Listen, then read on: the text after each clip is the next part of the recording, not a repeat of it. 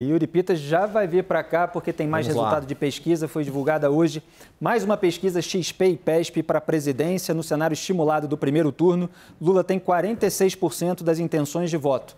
Bolsonaro aparece com 35%, Ciro Gomes 7%, Simone Tebet 4% e Soraya Tronic com 1%. Yuri Pita, essa nova pesquisa mostra uma certa estagnação do desempenho do presidente Bolsonaro, é isso? Inclusive, do ponto de vista numérico, se a gente olhar essa série da pesquisa IPESP, começando por junho, 34%, julho, 35%, e depois manteve-se exatamente nesse mesmo patamar numérico até agora, o mês de setembro.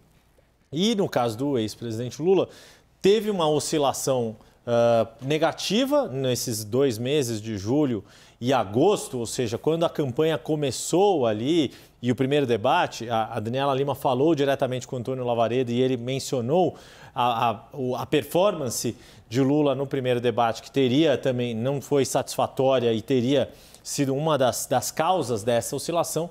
E aí agora, para essa pesquisa aqui em setembro, na onda dessa semana que todos os institutos captaram um avanço das intenções de voto do ex-presidente Lula, o candidato do PT, subindo além da margem de erro dessa pesquisa, que é de 2,2 pontos percentuais, ele subindo 3 pontos. E o que a gente percebe é que a chamada terceira via, Ciro e Simone somados, que tinham ali 12, foram subindo, chegaram até 14 pontos em agosto, também nesse repique do debate que deu muita projeção, principalmente para Simone, quando ela atinge esses 5 pontos, e Ciro Gomes nessa estabilidade dos 9, e agora isso começa a ter essa minguada ali, os dois perdendo 3 pontos na somatória deles dois, eles que tinham 14 somados, agora com 11 pontos, Felipe. Renato Meirelles, dá para suspeitar de qual é a verdadeira diferença entre Lula e Bolsonaro? Porque tem pesquisa que dá 10, 11, Datafolha subiu de 12 para 14, IPEC subiu de 15 para 16. Qual seria a verdade? Eu sou o mala que acredita no agregador, né? Então, o agregador de pesquisa é um instrumento que de fato serve para de alguma forma, equilibrar esses resultados de acordo com o histórico de proximidade que os institutos e os métodos de pesquisa, não apenas os institutos, mas os métodos de pesquisa apresentam nas últimas eleições. A variação efetiva que está existindo está diretamente vinculado à porcentagem da amostra, ou seja, das pessoas que foram entrevistadas com até 2 salários mínimos. Nós já discutimos isso aqui. No Arena, o IPEC e o Datafolha tem apresentado uma porcentagem maior de eleitores até 2 salários mínimos, o que faz com que a boca do jacaré seja ligeiramente superior. Esse mesmo fenômeno acontece relacionado aos métodos de pesquisa, se é pesquisa telefônica ou pesquisa presencial. Se você me perguntar... hoje nós estamos aí variando de 9% a 12% essa diferença, o que no cômputo geral do voto válido não muda quase nada, tá? Porque essa é uma variação que se dá entre todas as candidaturas, né? Então, o voto válido tem variado de 48 a 52 em todos os institutos de pesquisa. E a diferença no voto válido está dando quanto no agregador, Renato? Eu não sei de cabeça agora, convido ao telespectador da CNN entrar neste momento no agregador da CNN, mas deve estar dando entre 16% a 17% no segundo. Tem um aspecto que é importante, você mencionou, né, Renato, a questão da metodologia. Essas pesquisas presenciais, ou seja, o entrevistador vai lá e fala com a pessoa e tomara que não ocorra mais nenhum caso lamentável como que ocorreu aqui no interior de São Paulo com o pesquisador do Datafolha, e as pesquisas feitas por telefone.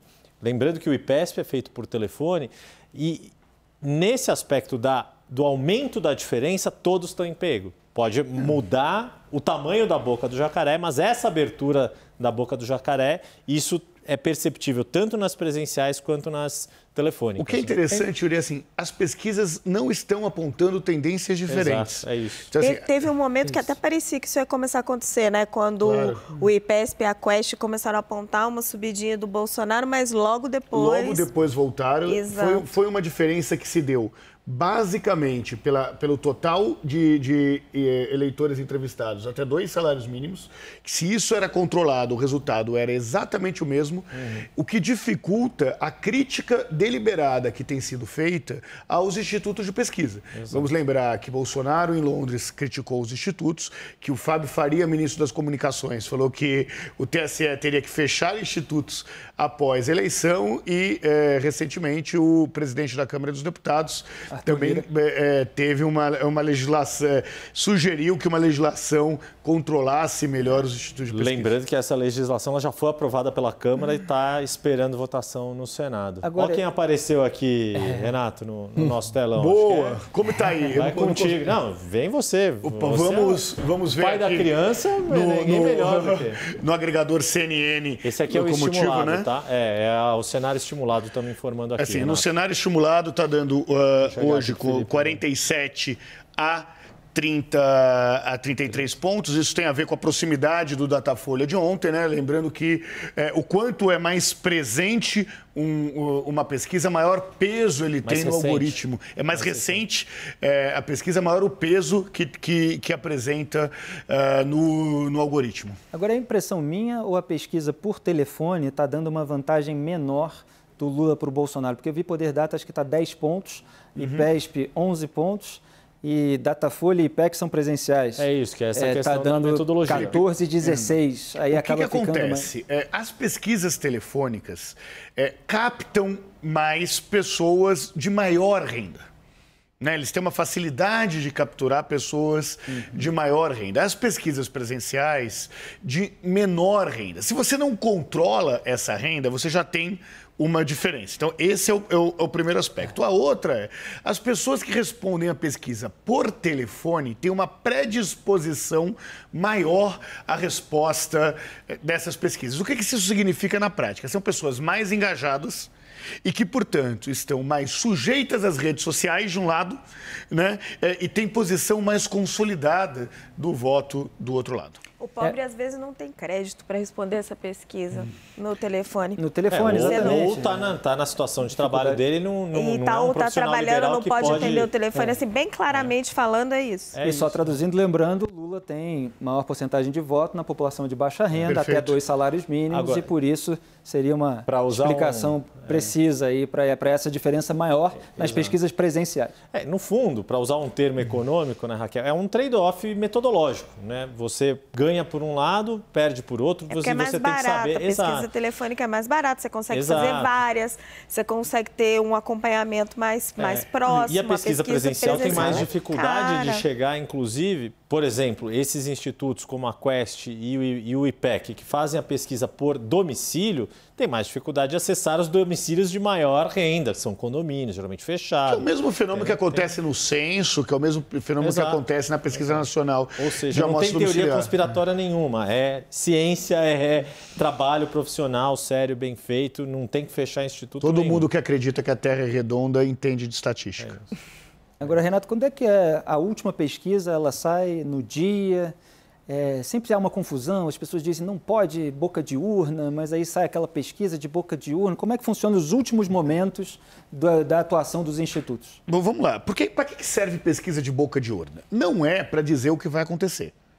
Por quê? Porque a pesquisa de boca de urna sai às 6 horas da tarde, 5 horas da tarde e 3 horas depois começa a apuração.